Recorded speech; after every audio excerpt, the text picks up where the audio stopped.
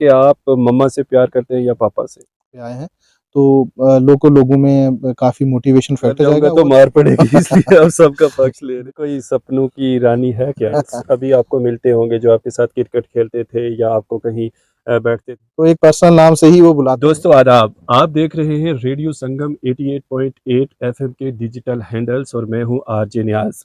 आज मेरे साथ एक खास मेहमान है। जी हां, केरी के डूंगी इलाका के एक सपूत हैं जिनका नाम है शिवम शर्मा जी और ये 2024 बैच के जेकेएएस ऑफिसर हैं। इस वक्त ये ब्लॉक डेवलपमेंट अफसर के तौर पर ब्लॉक पंजगना रजौरी में अपने फ़राइज़ सर अंजाम दे रहे हैं। सर, सबसे पहले रेडियो संगम को अपना कीमती वक्त देने के लिए हम आपका बहुत शुक्रिया अदा करते हैं। आपसे सर मैं जानना चाहूँगा कि आप थोड़ा-सा अपनी ज़ुबानी खुद को इंट्रोड्यूस करवाएँ, अपने बारे में हमें और हमारे श्रोताओं को कुछ बताएँ सर। जी, आपका बहुत-बहुत शुक्रिया। मेरा नाम शिवम शर्मा है और मैं 2024 बैच का केएस ऑफिसर हूँ। जी। मैं मुख्यतः रहने वाला डूंगी ब्लॉक का हूँ और हमारे विलेज जो गाँव का नाम है वो है मिहाड़ी मन्याला। और मेरी तरफ से, मेरी फैमिली की तरफ से, हमारे एरिया की तरफ से संगम, यहाँ रेडियो संगम का जो यहाँ का चैनल खुला है या ऑफिस खुला है, इन सभी को बधाइयाँ। और मुझे इस पॉडकास्ट, इस छोटे से इंटरव्यू में बुलाने के लिए आप सभी का शुक्रिया। सर ये जो सर्विस है जैसे केएएस की सर्विस है, तो इसको चूज़ करने की वजह क्या है? चूँकि आप कुछ और भी कर सकते थे माशाल्लाह, जब आपने ये एग्ज़ाम क्वालीफ़ाई कर लिया है, तो किसी और फ़ील्ड में भी जा सकते थे। तो मेन रीज़न क्या था इस सर्विस में आने का? हमारी जो एरिया है, या आप बात कीजिए रजौरी पुंछ की, उसमें मोस्टली हर एक घर में लोग या तो कोई पुलिस में होगा या कोई आर्मी में होगा। आपको हर एक घर में कोई ना कोई बंदा डिफेंस सर्विस में या बेल्ट फोर्स में ज़रूर मिल जाएगा। हुँ, मैं अब अगर अपने घर की बात करूँ तो मेरे फादर साहब जेके पुलिस में अपनी अपनी सर्विसेज अभी दे रहे हैं। हुँ, मेरे बड़े भाई हैं, वो भी पुलिस में हैं। मेरे चाचा जी आर्मी में हैं। और मेरे ताया जी हैं, उनके बेटे हैं, वो भी आर्मी में हैं, एक पुलिस में हैं। तो मोस्टली ये हमारा यहाँ ट्रेंड रहा कि मोस्टली डिफेंस फोर्सेस या बेल्ट फोर्सेस के ऊपर ज़्यादा ध्यान रहा। हुँ, लेकिन स्टार्टिंग में मेरा शौक अपना भी बेसिकली बेल्ट फोर्स की तरफ ज़्यादा था। हुँ, लेकिन जैसे-जैसे आप स्कूल्स में पढ़ते हैं, कॉलेजेस में जाते हैं, यूनिवर्सिटीज़ में जाते हैं, तो आप एक चीज़ को समझते हैं कि किस फील्ड में जाकर आप एक काइंड ऑफ ज़्यादा कुछ काम कर सकते हैं। तो मेरा मानना ये रहा कि सिविल जो डिपार्टमेंट रहा, उसमें पब्लिक इंटरेक्शन बहुत ज़्यादा है। Hmm, even as compare to defence forces, उसमें भी है, या पुलिस में भी पब्लिक इंटरेक्शन बड़ी ज़्यादा रहती है। लेकिन सिविल डिपार्टमेंट में आपको डाइवर्सिटीज़ बहुत ज़्यादा है। हुँ, पुलिस में क्या है या आर्मी में क्या है कि आप एक चीज़ में है कि आप उसमें थोड़ा रिस्ट्रिक्टेड हैं। आपको बेल्ट फोर्स जो आपकी वर्दी है वो आपको पहन के रखनी है। लेकिन सिविल डिपार्टमेंट में है कि आप अलग-अलग डिपार्टमेंट्स में कार्यरत हो सकते हैं, आपको डिप्यूटेशन पे भेजा जाता है, अलग-अलग एक्सपीरियंसेस रहते हैं आपके। अब जैसे मैं एग्ज़ाम्पल दूँ, अभी मैं एज़ बीडीओ हूँ, जी। तो अगले आने वाले समय में जैसे-जैसे या तो प्रमोशन होती है या डिपार्टमेंट चेंज होते हैं, आप रेवेन्यू डिपार्टमेंट में जाते हैं, आप सोशल वेलफेयर डिपार्टमेंट में जाते हैं। तो मुझे लग रहा है कि सिविल डिपार्टमेंट में आने का कारण एक ये था कि यहाँ डाइवर्सिटी बहुत ज़्यादा थी। चलिए, पब्लिक से जुड़े रहना, पब्लिक के साथ उठना-बैठना, एक सोशलिस्ट के तौर पर आप जो है वो काम करना चाहते थे, इसलिए आप इस तरफ आए। आपने केएस एग्ज़ाम की तैयारी कैसे की? क्योंकि बड़ा टफ़ एग्ज़ाम है ये, तो इसकी तैयारी के लिए आपको काफ़ी नशीब-ओ-फ़राज़ से गुज़रना पड़ा होगा। तो तैयारी के वो मराहल थोड़े-से हमारे साथ अगर आप शेयर करें। हम मेरा जो स्कूलिंग हुआ 10th 12th तक, जो हमारे यहाँ लोकल स्कूल है ससालकोट में, हायर सेकेंडरी स्कूल, वहीं से मैंने अपनी 12th तक की एजुकेशन की। हुँ, फिर उसके बाद पढ़ने के लिए मैं जीजीएम साइंस कॉलेज जम्मू में मैंने अपनी ग्रेजुएशन की है, साइंस बायोटेक्नोलॉजी में जी, ग्रेजुएशन की। उसके बाद 2017-18 में मैं फिर दिल्ली चला गया। फिर मैंने वहाँ एमए किया पॉलिटिकल साइंस में दिल्ली यूनिवर्सिटी से। अब मेरा जो इसके प्रति, केस के प्रति जो स्ट्रगल, आप ये कहिए कि आप जिस एरिया में अभी बैठे हैं, ये मान के चलिए 20 या 25 किलोमीटर एलओसी के पास का एरिया है। हुँ, यहाँ कई बार आपको, हमें दिक्कतें ये आई कि जैसे नेटवर्क वगैरह का बड़ा इशू रहता था। हुँ, तो यहाँ से मोस्टली अगर आप कोई तैयारी करेंगे भी, तो पुलिस कांस्टेबल की या किसी आर्मी में सिपाही वगैरह की। हुँ, और हमेशा ये रहा कि आपको घर वालों ने हमेशा काफ़ी सपोर्ट किया कि आप आगे बढ़ें। हमारे एक टीचर हुआ करते थे विशाल सर, हमारे हाई सेकेंडरी स्कूल में। तो उन्होंने बेसिकली केएस का मेंस 2-3 बार दिया, जी। लेकिन उनकी सिलेक्शन नहीं हुई। हुँ, वो काफ़ी टाइम हमने उनसे भी मोटिवेशन लिया कि आपने आगे क्या करना है उस हिसाब से। फिर हम जम्मू जब चले गए, साइंस कॉलेज में भी हमें काफ़ी हमारे सीनियर मिले, हुँ, जिनकी सिलेक्शन वहाँ से हो रखी थी। तो वो रहा स्ट्रगल। जो हमने ओवरऑल इश्यूज़ देखे हैं, एक तो ये था कि यहाँ से एक बाहर निकलना, आपको वो मोटिवेशन या गाइडेंस कैसे मिले? और मुझे लग रहा है कि एज़ सच हमें कोई वैसा स्ट्रगल नहीं देखा, मेरे फैमिली ने काफ़ी सपोर्ट किया उस सेंस में। हुँ, बट जो नेटवर्किंग का था या गाइडेंस का था, मुझे लग रहा कि वो हमारे लिए थोड़ा ज़्यादा स्ट्रगल रहा। हमारे एरियाज़ में हमारे यहाँ के लोकल एक केएस ऑफिसर हैं 2016 के, दिलीप भैया। हुँ, तो हमारे लिए वो मोटिवेशन था उनका, क्योंकि वो भी हाई स्कूल से ही पढ़े हैं यहाँ से लोकल, तो उन्होंने बड़ी मेहनत की। हमारे लिए वो एक काइंड ऑफ मोटिवेशन फैक्टर था। तो हमने जैसे जैसे उन्होंने भी गाइडेंस हमें अच्छे से की। मेरे बड़े भैया हैं अंकुश जी, उन्होंने भी, और हमारे चाचा जी हैं प्रवीण कुमार जी, वो रिटायर्ड नैब हैं, आर्मी से रिटायर्ड हैं। हुँ, हुँ। तो उनका भी काफ़ी मोटिवेशन रहा और माता-पिता जी का हमारा काफ़ी सहयोग रहा। चलिए जी, आपके माता-पिता को भी आज हम इस प्लेटफ़ॉर्म से मुबारकबाद पेश करते हैं और स्पेशली जो लोग आपके लिए इंस्पायर्ड रहे हैं, तो उनका योगदान भी आपकी ज़िंदगी में है, तो हम ऐसे लोगों को भी सैल्यूट करेंगे जो दूसरों के लिए मोटिवेशन बनते हैं। अच्छा शिवम जी, आप इस वक़्त यहाँ बैठे हैं और कुछ बिगिनर्स ऐसे भी हैं जो आने वाले वक़्त के हमारे केएएस ऑफ़िसर्स हैं, वो आपको देख रहे हैं। तो आप उनको क्या सजेस्ट करोगे जो बिगिनर्स हैं, क्या करें वो? किस तरह से अपनी टाइम को मैनेज करें? किस तरह से इस प्रीशियस एग्ज़ाम के लिए वो तैयारी करें? तो जो आने वाले बिगिनर्स हैं, मैं उनके लिए सजेशन एक ही दूँगा। हमारे सर हैं एक, हमें जब किशन खजूरिया सर पढ़ाते थे, तो वो उनका एक कहना था कि अगर आप जो कोई भी एग्ज़ाम तैयारी कर रहे हैं, अगर आप उस एग्ज़ाम के प्रति सच्चे हैं, हुँ, तो वो एग्ज़ाम भी आपको लेकर सच्चा रहेगा। यस। तो if you are true to your preparation, if you are true to your exam, the exam will be true to you. जैसे केएस का एग्ज़ाम है, तो उसका सिलेबस आपके पास है, यूपीएससी का एग्ज़ाम है, उसका सिलेबस आपके पास है। तो आप उस सिलेबस के अकॉर्डिंग ही अपनी प्रिपरेशन कीजिए, हुँ। कि आप एग्ज़ाम के प्रति सच्चे रहिए और अपनी लगन में ल लगे रहिए, और मेहनत कभी बेकार नहीं जाती। आप मेहनत करें और ईमानदारी से मेहनत करें, तो यही एक मंत्र है आपकी कामयाबी के लिए, जैसे शिवम जी ने बात की। अच्छा शिवम जी, अक्सर होता है ना कि ये जो जेकेएएस है या आईपीएस है, आईएएस है, इवन कि हमारा नेट का एग्ज़ाम है, नीट है और इस तरह के जो ये एग्ज़ाम्स हैं, तो ज़रूरी नहीं है कि हम फर्स्ट अटेम्प्ट में ही इन एग्ज़ाम्स को जो है वो क्वालिफ़ाई कर लेते हैं। फेलियर भी अ पार्ट ऑफ लाइफ़ होता है। तो आप फेलियर को या सेटबैक को किस तरह से देखते हैं और यूथ को आप इसके रिलेटेड क्या कहना चाहेंगे? फेलियर्स को लेकर मैं इसमें थोड़ा-सा ब्रीफ पीछे जाऊँगा कि मैंने अपनी तैयारी के दौरान मैंने काफ़ी फेलियर्स देखे हैं। अ, मैं जब दिल्ली अपनी एमए की तैयारी या हमारा प्रोसेस चल रहा था हुँ, रेगुलर, हुँ, तो एट दैट टाइम जो केएस का लास्ट टाइम का मेरा अटेम्प्ट हुआ, हुँ, तो उसमें मैं इंटरव्यू में कुछ नंबर से रह गया था। हुँ, हुँ, हुँ, फिर उसके बाद यूपीएससी के मैंने 3 या 4 अटेम्प्ट दिए हैं, 4 हुँ, अटेम्प्ट है टोटल अभी। हुँ, हुँ, तो एक में मैंने मेंस का लिखा है, दो 2023 वाला, ओके, लेकिन पहले 3 में मेरा प्री नहीं हुआ। हुँ, तो मेरे लिए वो एक मेजर सेटबैक भी रहा, और काइंड ऑफ आप जब फेलियर आपको मिल जाता है, तो मुझे लग रहा है कि फेलियर को एज़ फेलियर ना मान के उसे एक मोटिवेशन फैक्टर मानना चाहिए। हुँ, बिहार पब्लिक सर्विस कमीशन का एग्ज़ाम मैंने 2 बार दिया जाके, हुँ, मेरी तैयारी तैयारी के दौरान। हुँ, फिर मैं यूपी का एग्ज़ाम मैंने 2-3 बार मैंने एग्ज़ाम वहाँ जाके दिया है। इवन आप जब एग्ज़ाम दे रहे होते हैं, तो मैंने अभी कभी भी फेलियर को अपने सिर पे हावी नहीं होने दिया। ओके, तो मैंने बिहार का एग्ज़ाम दिया, मैं स्टेट सर्विस के मेरे नहीं क्लियर हुए। यूपी में गया, वहाँ पे भी नहीं हुआ। यूपीएससी के मैंने 4 अटेम्प्ट दिए, उसमें जी, से 3 में मेरी प्री नहीं हुआ। अच्छा, तो मैंने कभी उसको हावी नहीं अपने पे होने दिया, और हुँ, केएस का जो लास्ट टाइम 2021 में एग्ज़ाम दिया, तो इंटरव्यू में एट एट लास्ट स्टेज पे रह गया।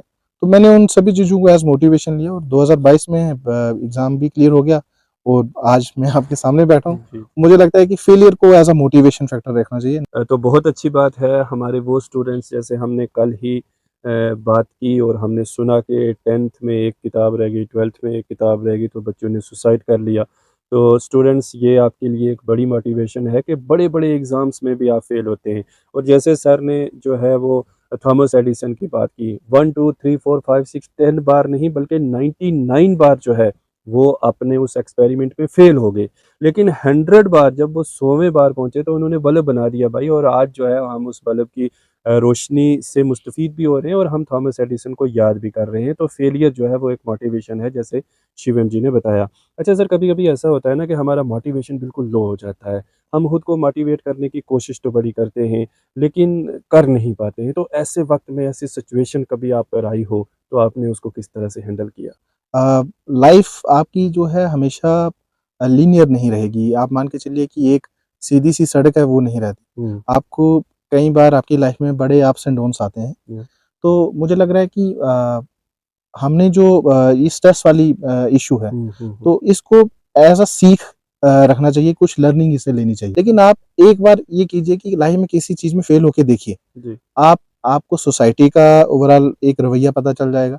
हुँ, आपको अपना आपकी बॉडी उस पे क्या रिएक्शन करती है, आपका माइंडसेट क्या वो बिल्डअप कर रखा है कि नहीं। क्योंकि मैं वही उस लाइन को दोहराऊँगा कि आपकी लाइफ लीनियर नहीं है। हुँ, मेरा अपना ये मानना है कि जो बुक्स रीडिंग का है या आप कोई नॉवल पढ़ रहे हैं या रेगुलर आप न्यूज़पेपर भी पढ़ रहे हैं, तो कुछ ना कुछ अच्छी चीज़ें जो अच्छी बुक्स हैं, हुँ। आप पढ़िए। आप go for the books of मैं ये सजेशन करूँगा कि गांधी जी का है माय एक्सपेरिमेंट्स विद ट्रुथ।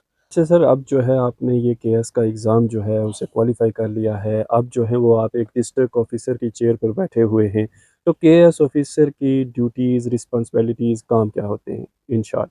हमारा एग्जीक्यूटिव रोल है हुँ, और जितनी जैसे अभी एज प्रेजेंट मैं block development officer Panjgrain district Rajouri में एज अपनी ड्यूटीज़ दे रहा हूँ। हुँ, तो हमारा ओवरऑल ये है कि आपने ओवरऑल पूरे ब्लॉक की डेवलपमेंटल जो काम है ओवरऑल वो देखने हैं।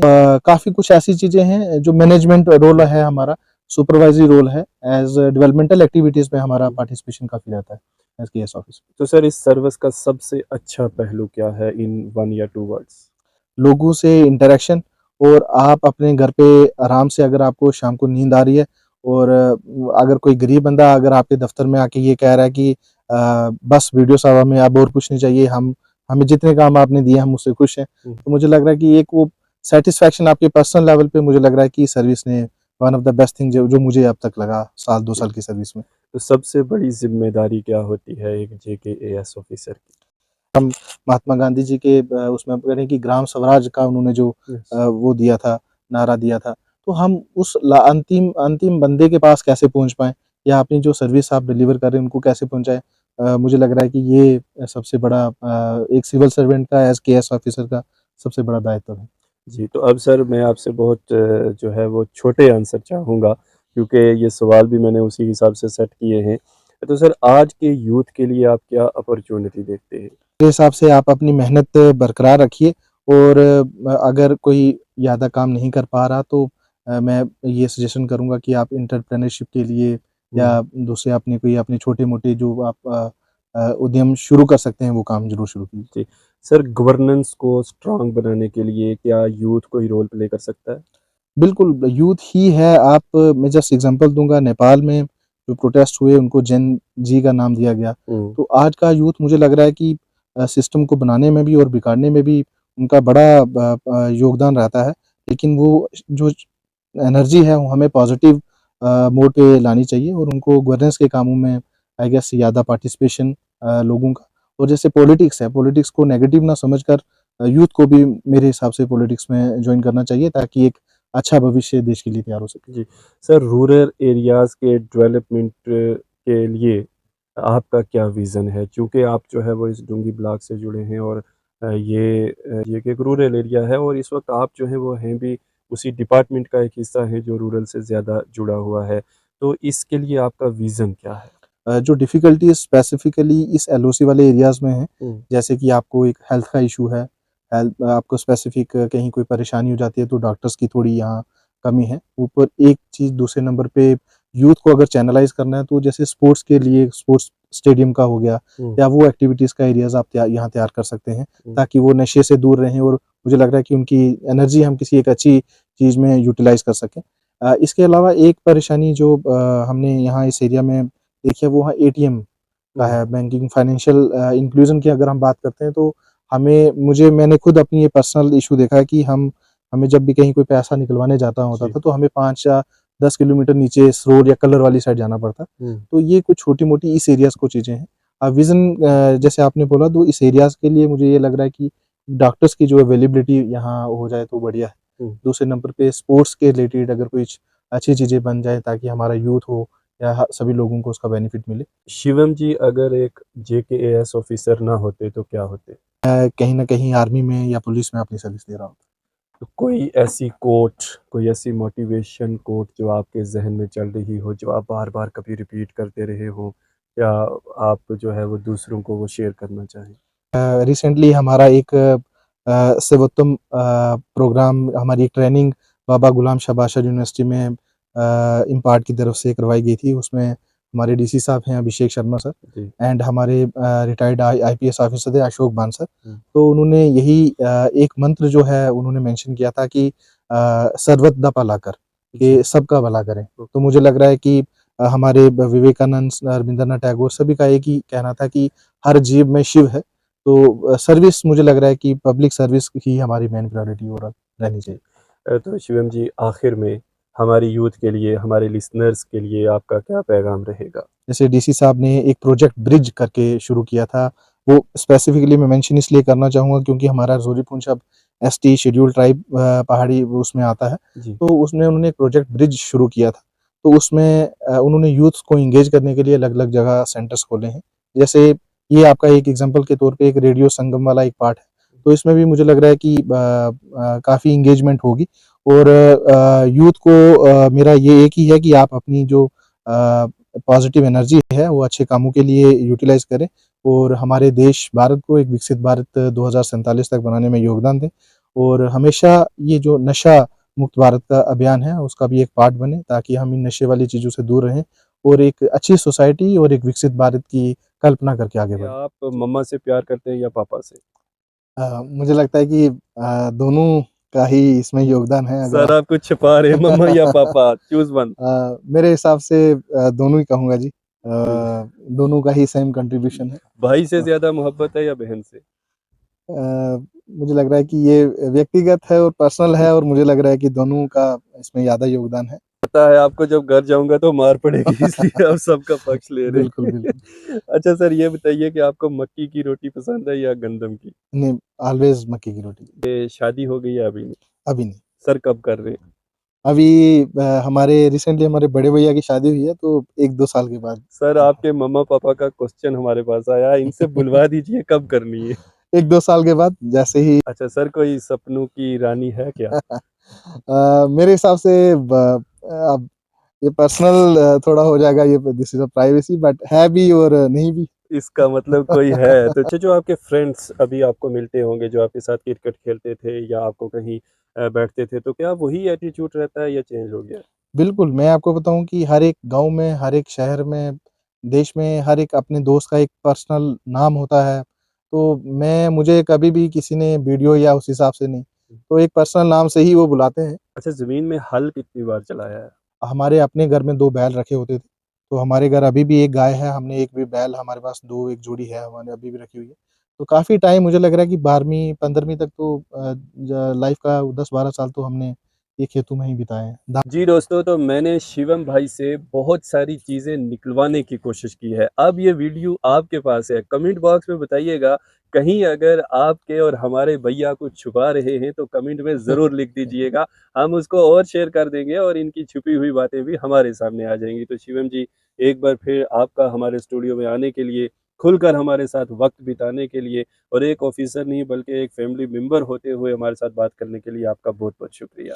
थैंक यू वेरी मच और आपकी सभी टीम को हमारी ढेरों शुभकामनाएँ। आगे आपके प्रोग्राम्स के लिए और आपका बहुत-बहुत धन्यवाद हमें यहाँ बुलाने के लिए। Thank you sir. Thank you.